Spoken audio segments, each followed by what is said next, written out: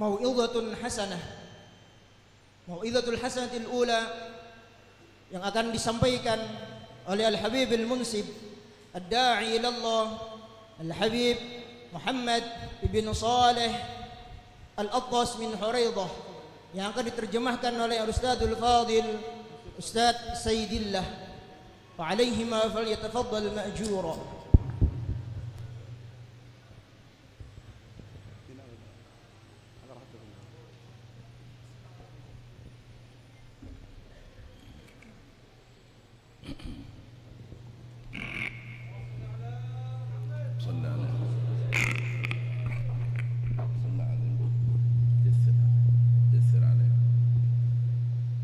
السلام عليكم ورحمة الله وبركاته. الحمد لله جامعنا وإياكم على ذكره وشكره وعلى ذكر الصالحين من عباده، ونسأله عز وجل أن يذكرنا في الملأ الأعلى، وأن يجعلنا من خواص من اجتبى ومن خواص من توجه إليه وله سأل وتضرع ودعا في هذا الشهر المبارك، الشهر المعظم، شهر رجب، ونحن نجتمع وإياكم في حولية هذا الإمام حجي أحمد شرواني زهري الذي مضى عمره في طلب العلم والتعليم للعلم في هذا المعهد المبارك، معهد محمد أرشد البنجري. تخرج منه الكثير من الطلاب العلم، وصار الأمر الآن في إدارة هذا المعهد للأستاذ جيلاني ماوردي زهري وأخيه محمد ماوردي زهري وإلى أخوانهم والقائمين معهم، فنسأل الله تعالى أن يبارك فيهم وفي جميع ما أولاهم، وأن يجعل هذا المعهد منيرا إن شاء الله، ومظهره مظهر عطاء من الله سبحانه وتعالى، وأن يجزي النفع والانتفاع لكل من ورد إليه ودخل إليه وكل من تعلم فيه. Bismillahirrahmanirrahim. Assalamualaikum warahmatullahi wabarakatuh.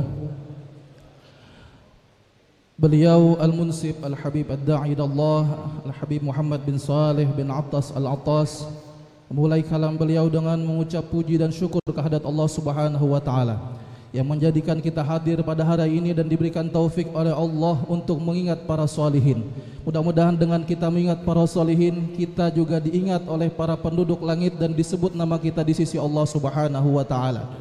Dan juga kita patut bersyukur kepada Allah Subhanahu wa taala, Allah kumpulkan kita di bulan yang mulia, di bulan Rajab. Mudah-mudahan Allah ampuni segala dosa-dosa kita. Dan juga tidak kalah pentingnya kita hadir bersama mengenang daripada wafatnya guru kita bersama Abuya Kiai Haji Profesor Dr. Ahmad Syarwani Zuhri, yang mana telah nampak apa yang beliau tinggalkan pada kita, pondok pesantren yang sekarang diasuh oleh Kiai Haji Jailani Mawardi dan juga guru Kiai Haji Muhammadun Mawardi, yang mudah-mudahan Allah Subhanahu wa taala memberkahi kita semua yang hadir, yang mudah-mudahan Allah Subhanahu wa taala memberikan pertolongan kepada beliau dalam meneruskan dakwah dan perjuangan daripada Abuya Kiai Haji Ahmad Syarwani Zuhri. Wassalatu wassalamu ala khairil anam wa badril tamam Sayyidina Muhammadin alaihi afdhalus salati wassalam wa ala alihi at-tayyibin at-tahirin وعلى أصحابه الغر الميامين والتابعين لهم بإحسان وعلينا معهم وفيهم برحمتك يا كريم يا منان. Kemudian beliau juga mengucapkan salawat kepada Badrul Anam Sayyidina Muhammad sallallahu alaihi wasallam beserta keluarganya, para sahabatnya dan para pengikutnya. Mudah-mudahan kita semua digolongkan menjadi umat baginda Rasulullah sallallahu alaihi wasallam. Ma'asyiral hadirin rahimakumullah, di hadzal yawm al-bahij إنكم تفتخرون وتحتفون بالعلم الذي أكرم الله سبحانه وتعالى به هذه الأمة المحمدية، أمة سيدنا محمد الذي جاءنا بالعلم، الذي مضى في حياته معلما، والذي علمنا كل الخيرات ودلنا على جميع المبرات، صلى الله وسلم وبارك عليه وعلى آله.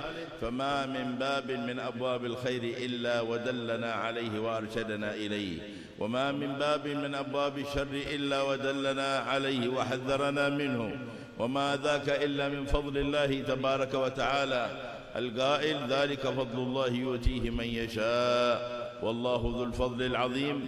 فاحمدوا الله أنكم مجتمعين في هذا المكان المبارك احتفاء بحولية هذا الشيخ الذي كان يعيش في حياته الدنيا معكم ثم انتقل إلى حياته البرزخية وهو مع الله سبحانه وتعالى، فرحا بما قدم، فرحا بما أمضى، فرحا بما جاد الله عز وجل عليه في هذه الحياة، أن وفقه الله سبحانه وتعالى.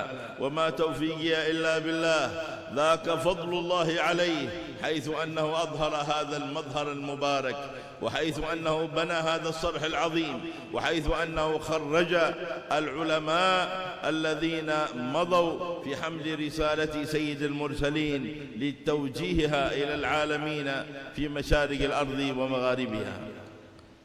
Wahai para hadirin sekalian, ketahuilah bahwasanya kita umat Rasulullah SAW patut berbangga dengan dua hal, yaitu dengan ilmu dan amal, yang mana Rasulullah SAW tidaklah diutus kecuali melalui jalan ilmu, yang mana Rasulullah diutus oleh Allah menjadi seorang muallim, yang mana kita semua umat Rasulullah tidak akan tahu tentang pintu-pintu kebaikan kecuali melalui penjelasan daripada Rasulullah. Dan juga kita semua umat Rasulullah tidak akan mengenal tentang pintu-pintu kesesatan kecuali daripada penjelasan Rasulullah SAW.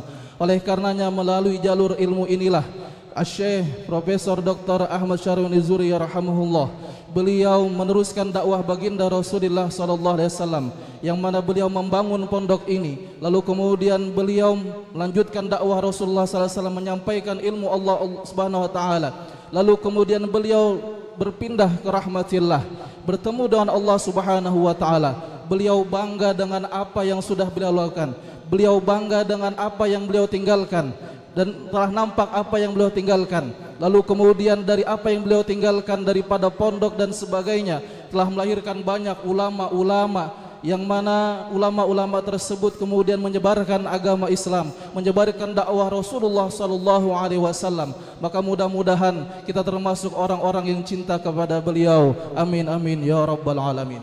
ومن فوائد حضورنا في هذا الحولية المباركة أن كل واحد منا يرجع وهو قد خاطبه ما في باطنه واستثار ما في ضميره على أن يأخذ بهذا الخير العظيم وبهذا الإرث المحمد العلم، وإلا إن لم يكن في نفسه أخذ في أولاده وجاد بنفسه وجاد بأولاده بطاعة الله تبارك وتعالى، حيث لا كرامة لنا في الدنيا إلا أن نتعلم العلم الذي يرزقنا الله سبحانه وتعالى الانقياد لأمر الله والخضوع لاتباع رسول الله سيدنا محمد صلى الله عليه وسلم وبارك عليه وعلى آله، لنحظى بعد ذلك بكرامة الله.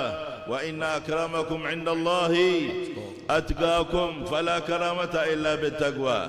وإلا لو كان العلم نفسه بنفسه ينفع لانتفع كثير من الذين أخذوا من علوم الدنيا، ولا نمانع من أخذ علوم الدنيا، لكن علم الدين الذي به كمال الارتباط بسيد المرسلين والثبات على معالم الشرائع التي جاء بها صلى الله عليه وسلم من رب العالمين هو العلم الذي له الكرامة في هذه الحياة الدنيا لأهله، وعند اللقاء في يوم القيامة جعل الله المقام المحمود لسيدنا محمد، وبعد ذلك الشفاعة للعلماء الحاملين لهذه الرايات من بعد سيد المرسلين والتابعين لهم بإحسان من أهل الإيمان ومن أهل الطاعة لله واجتناب معصية الله، ولا سيما ونحن في شهر رجب، فعلينا بالإقبال على الله وعلى طاعته وعلى الصوم والذكر والمحافظة على الصلاة في جماعة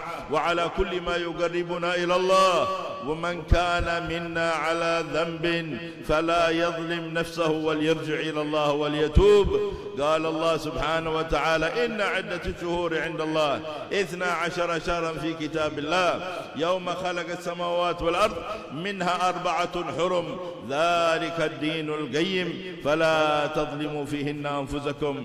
من لم يرجع من هذا المقام وقد كان ماضيا على معصية ولم يتب ظالم لنفسه، ومن ومن كان مقصرا في صلاته أو عاقا لوالديه أو قاطع لأرحامه إن لم يرجع من هذا المكان ومن هذه الحولية وقد جدد في إصلاح حاله وتوبة لربه واستصلاح ما بينه وبين الله بكل ما يقرب إلى الله فإنه ظالم لنفسه فلا تظلموا أنفسكم.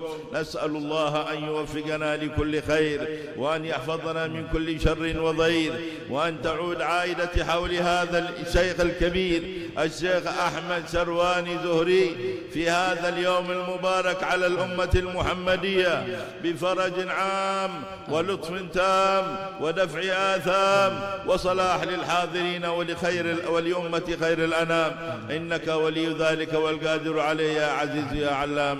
وآخر دعوانا الحمد لله رب العالمين وصلى الله على سيدنا محمد وعلى آله وصحبه وسلم. Beliau juga menyampaikan bahwasanya buah daripada hadirnya kita di majelis ini adalah kita sama-sama mengatakan kepada hati kita, apakah kita termasuk orang-orang yang mendapatkan keberkahan daripada Abuya atau tidak? Apakah kita pulang daripada tempat ini membawa hasil atau tidak? Bukan hanya itu juga kepada anak-anak kita dan keluarga kita. Oleh karenanya beliau berpesan jangan sampai kita keluar daripada majelis ini dengan tangan kosong, dengan tidak membawa apa-apa. Jadikanlah bahwasanya dengan hadir majelis ini kita membawa pulang oleh-oleh yang sangat besar, bagian daripada karamah Abuya Syekh Ahmad Syarwani Zuhri. Karamah yang terbesar yaitu adalah takwa kepada Allah Subhanahu wa taala. Karena sesungguhnya orang yang mulia di sisi Allah Subhanahu wa taala adalah orang yang paling kuat takwanya kepada Allah Subhanahu wa taala. Dan juga sesuai dengan bulan Rajab, di mana bulan kita dianjurkan untuk menghadap Allah Subhanahu wa taala, berbanyak taubat kepada Allah Subhanahu wa taala. Maka jadikanlah momen ini momen kita bertaubat kepada Allah Subhanahu wa taala. Yang dulunya malas mengerjakan salat, maka mari kita sama-sama melalui majelis ini kita sama-sama kembali kepada Allah, istiqomah mengerjakan salat. Yang sebelumnya durhaka kepada orang tuanya, maka melalui majelis ini kata beliau, ayo kita kembali kepada orang tua kita, taat kepada orang tua kita, hormat kepada orang tua kita. Yang sebelumnya memutus silaturahim, maka melalui majelis ini maka mari kita kembali jalin silaturahim. Dan segala hal-hal yang menjauhkan kita dari Allah Subhanahu wa taala, maka melalui majelis ini mari kita sama-sama bertaubat kepada Allah Subhanahu wa taala. Dan insyaallah kata beliau, dengan keberkahan bulan Rajab di mana Allah Subhanahu wa taala mengobrol taubatnya kepada kita umat Rasulullah sallallahu alaihi wasallam.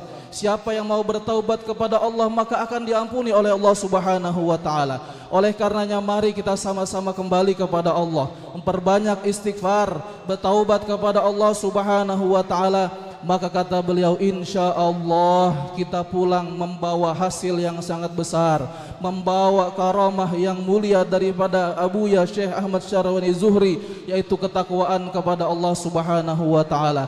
Maka beliau berdoa kepada Allah Subhanahu wa taala, mudah-mudahan Allah Subhanahu wa taala menerima taubat kita semua. Mudah-mudahan Allah memberikan kita istiqomah dalam taat kepadanya. Mudah-mudahan Allah jadikan kita dan keluarga kita muqimus shalah, orang yang istiqomah mengerjakan salat. Mudah-mudahan dengan berkah hadirnya maulid ataupun hauliyah daripada Syekh Abuya Ahmad Syarwani Zuhri, mudah-mudahan kita semua yang hadir mendapatkan bagian daripada karamah yang Allah berikan kepada beliau. Dan mudah-mudahan kita semua diwafatkan dalam keadaan husnul khatimah. Amin amin ya rabbal alamin. Mohon maaf apabila ada kesalahan, kekhilafan dan kekurangan dalam penerjemahan. Wa ma naqumu illa bimtithalil awamir. Wassalamualaikum warahmatullahi wabarakatuh.